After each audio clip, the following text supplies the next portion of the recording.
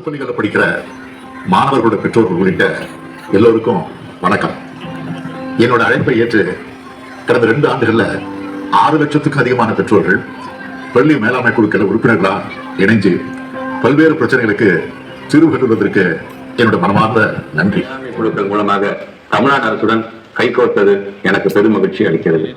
இந்த பள்ளி மேலாண்மை குழு மறுகட்டமைப்பு என்பது ஜிஓ அரசாணை எண் 144 படி ஒவ்வொரு 2 வருடங்களுக்கும் ஒரு முறை மாற்றி அமைக்கப்பட வேண்டும். அதன்படி நம்ம இந்த பள்ளியில் இந்த குழு மாற்றி அமைக்கப்பட உள்ளது. அது சம்பந்தமாக உங்களுக்கு விழிப்புணர்வு ஏற்படுத்துவதற்காக இந்த கூட்டம் நடைபெறுகிறது. பெற்றோர்கள்